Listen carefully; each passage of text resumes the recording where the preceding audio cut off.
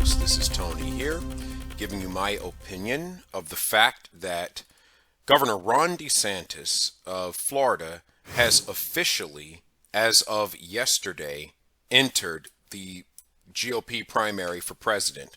Now, I believe this is a very good move. You have a lot of people saying that this will divide the party and that this will be a distraction and that people really need to rally behind Trump. But what people need to understand is that Trump and DeSantis kind of need each other. They're both two halves of a whole here. For starters, Trump has started to go left on some of the issues. For example, he started blaming pro-lifers for why the midterm elections were not as exciting, did not have as much victory for Republicans as was desired. And he basically said it's because the pro-lifers were too busy distracting people with the abortion issue. And he's actually gone on record to say that he supports exceptions for abortions. So he's kind of moving to the left, and he never really was that socially conservative. If you remember, when he was a president, he supported same-sex marriage, not just in the United States, but across the entire world. So I would say socially, he's more of a centrist. He's just a fiscal conservative and believes in securing our border. Meanwhile, Ron DeSantis is actually more of a culture warrior. He's opposing them pushing the trans agenda on minors, which is something you see Florida trying to protect young people from under Ron DeSantis' tenure.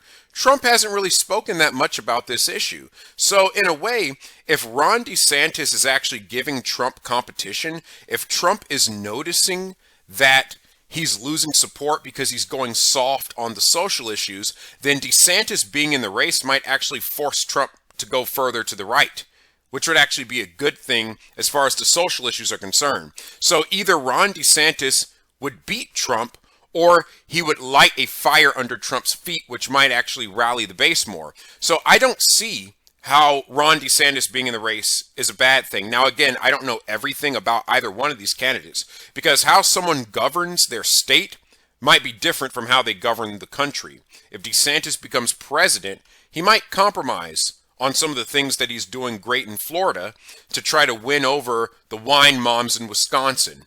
We don't know, but we have to wait and see. But I will say this: if Ron DeSantis is running, which he is, and if it starts to look like he's the front runner, then guess what's going to happen? All of the leftoids and the whole media apparatus will focus all of their attention, waste all of their time and money attacking Ron DeSantis, and then when they do that, they're going to ignore Trump. And let's say they did all of that to attack DeSantis, and Trump ends up winning the nomination. Well, guess what? They wasted their time and money attacking the wrong guy, allowing Trump to build up his reputation and allowing him to come out the victor. Now, when it comes to if DeSantis is the nominee, then guess what? The Department of Justice has wasted all that time attacking Trump, because then DeSantis is going to be the one that's going to sail through the general. Now, when it comes to the nomination, who do I think has the greater chance of winning the nomination? At this point, I believe that that's Donald Trump. He's been the president before. He has the clout that all of that brings. Not only that, but he's still ahead in the polls. So I think that when it comes to the primary, I still think Donald Trump has the greatest chance, but that doesn't mean it's always going to stay that way. After all, look at how the Bud Light and Target controversies are doing a lot of damage to the reputation and the profit margins of those companies. Whenever companies try to push the trans agenda, especially like Target trying to push it on children, you're starting to see Americans revolt against that stuff by boycotting these companies. And which of these two, Donald Trump or Ron DeSantis, has been a greater culture warrior on the social issues? It's been DeSantis far and away. So if America wants a culture warrior, DeSantis is your guy. Meanwhile, if America wants a businessman who knows how to fix the economy, Trump's your guy. To be honest with you, I wish I could see a Trump DeSantis ticket, because I feel like they complement each other so well. If you think about it, DeSantis is basically Trump in a bow tie. He's Trump without the rude comments and the mean tweets and all of those things. that send those Wisconsin wine moms into a tizzy. He's Trump policies without Trump behavior. And I do think that would be a positive thing. However, I do have my concerns about DeSantis as well. He's not perfect. He doesn't walk away smelling like a rose in this thing. None of these politicians are perfect. The main concern I have with DeSantis is how easily bent he is by the establishment. As an example, he made some comments about the war in Ukraine, where he basically was criticizing Ukraine for some of the things that they were doing. Then the establishment got mad at him and he came out and said, oh, well, Putin is a war criminal.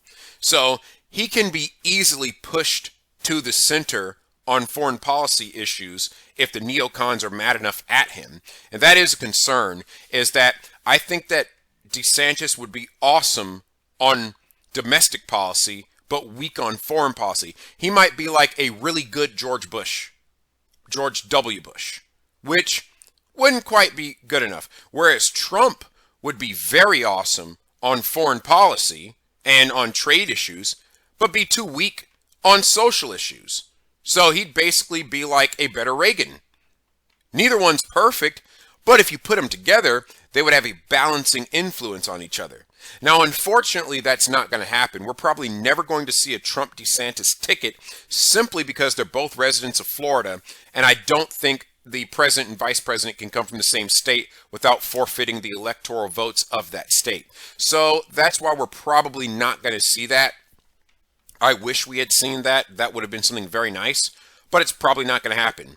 So then that leaves us with, if Donald Trump wins the nomination, which of these guys on this list would he likely pick as his vice president? He can't pick DeSantis because they're from the same state. Larry Elder does not have enough name recognition. Nikki Haley is probably just John McCain in heels, so he's probably not going to pick her, but she is a woman and he is for that diversity stuff. Asa Hutchinson is the same as, he's going to bring the same problems as Joe Biden with his age and his social policies. Ramaswamy, I'd keep an eye on him. He's pretty strong on a lot of the issues. I don't agree with everything, but I could see Trump picking either Tim Scott or Ramaswamy as his vice presidential candidate. Whereas if DeSantis were to get the nomination, I think that he would probably pick somebody more establishmentarian as a vice presidential candidate. You might see a DeSantis Hutchinson ticket or something of that nature. Now, I doubt that's going to happen. Again, this is just how I feel about it at this moment based on what I've seen, but I don't see the downside to having DeSantis and Trump both be in the runnings for president, because we're either going to get Trump or we're going to get polite Trump. I don't see how those are bad choices. Do I agree with everything that Trump's done? No. I believe he's not strong enough on the social issues. And to be brutally honest with you, Trump's presidency, COVID until the very end, was pretty much indefensible. He let the establishment, he let the deep state, he let Fauci and the medical deep state railroad him and run right over him and drive this country into the ground. The mess that we're in under Biden started because Trump listened to Fauci. And DeSantis in the primaries better bring this up in the debate and hold Trump's feet to the fire about this, because this will force Trump to do one of two things. Either Trump is going to dig his heels in and say he did right by shutting the country down, in which case we don't need Trump as president again, we should pivot to DeSantis, or Trump will do the right thing and he'll admit that he was wrong for shutting down the country. He'll admit that he was wrong for letting Fauci have so much authority, and he'll admit that if he became president again, he would not do the same, in which case we get a stronger, better, more refined Trump. And then DeSantis, if he doesn't become president, if Trump becomes president, then DeSantis at least got his name out there. He's now a national brand, and that sets him up for 2028. So DeSantis will either result in us avoiding a corrupted Trump or result in us getting to elect a refined Trump. Or we get DeSantis, which is polite Trump. So we either avoid corrupted Trump, we get refined Trump, or we get polite Trump. I literally cannot see a downside to DeSantis being in the race with Trump.